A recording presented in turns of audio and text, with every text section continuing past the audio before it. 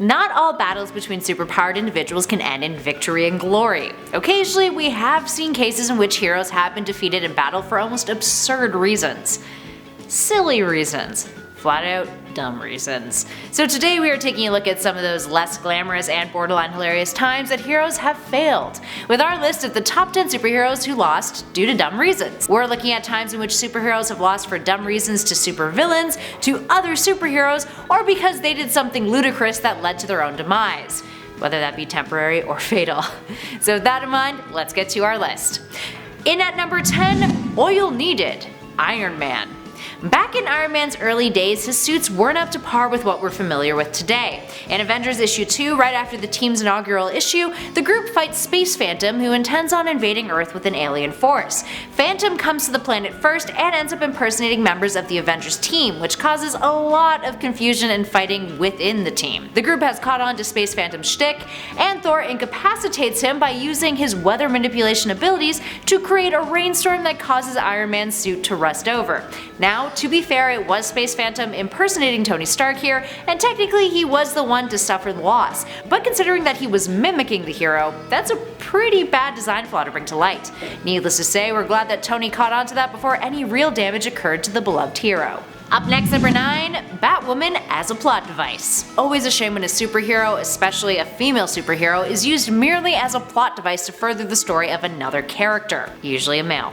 It's really the basis of the women in refrigerators argument. Don't know it? Google it. You should. Anyway, this was the case with the initial Batwoman Kathy Kane.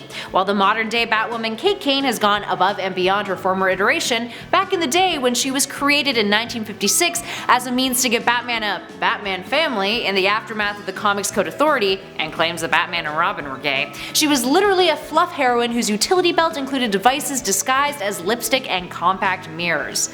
Yeah. When Detective Comics issue 485 came around in 1979, Kathy Kane was killed off unceremoniously, with the League of Assassins brutally murdering her. The whole story was a plot device for Batman to have a reason to go after the League of Assassins. Yikes. Moving on to number 8, Hank Pym and Pymtron. Oh, this one is sad.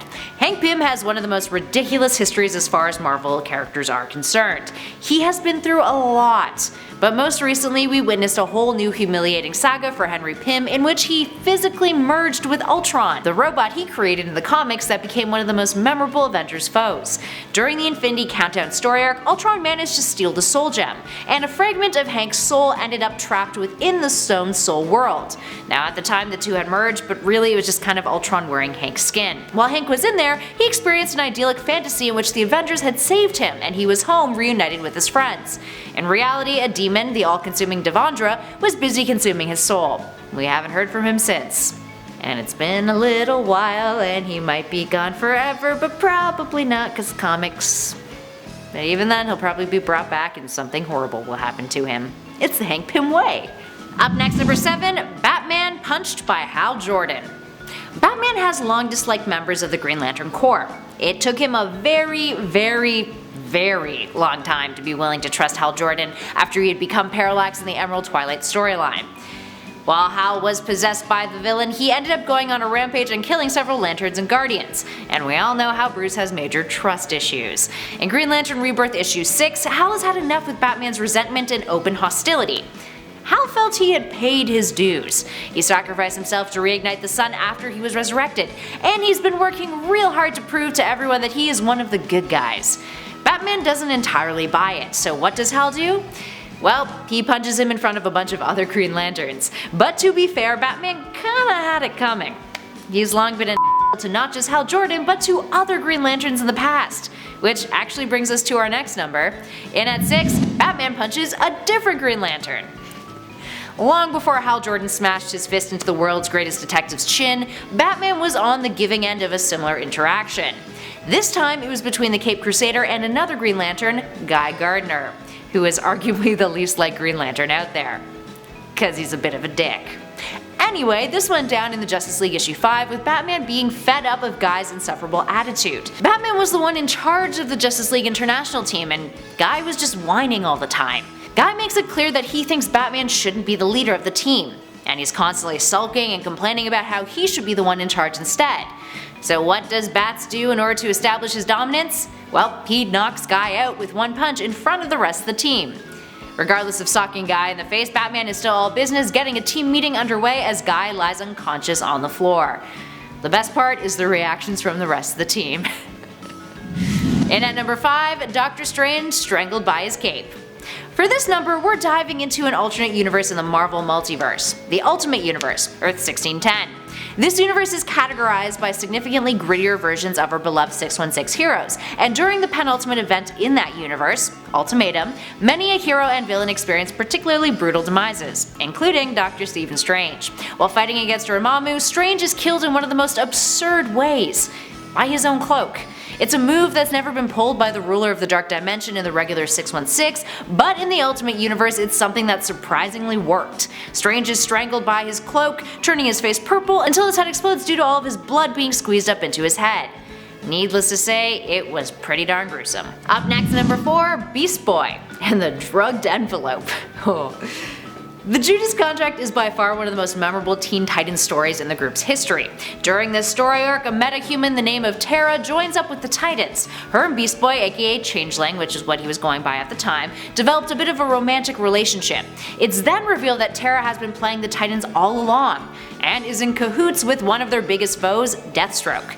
During the story's climax, the sinister duo uses various methods to subdue the Titans, one of which is really embarrassing for Beast Boy. They take advantage of his vanity, sending him dozens of letters with requests for autographs from fangirls. Gar is like super into this, and he gets straight to work signing pictures and licking envelopes. But turns out the glue on the envelopes has been drugged. As he realizes what's happened, he is knocked out cold. Up next, number 3, Wasp, and that time that she fell out of a tree. Yes, this is actually a thing that happened. And yes, you probably guessed it, it happened during the Silver Age, when comics were at their wackiest. This case in particular featured Avengers member Wasp, who had escaped conflict in an exhausted state, seeking out the rest of the team in aid, because apparently back in the early days of the Avengers she wasn't overly useful. In the process, when shrunken down, she's almost eaten by a hungry little bird.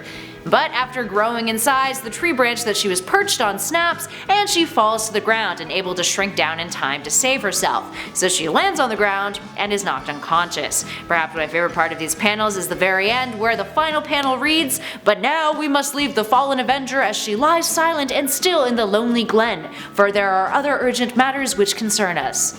God, jeez. Clearly even the writers didn't care about Wasp back then. Kinda harsh, guys. Up next, number 2, Wonder Woman and men. In Wonder Woman's earlier days, she had to endure a handful of stories in which her feminist prowess was shut down by silly plot devices.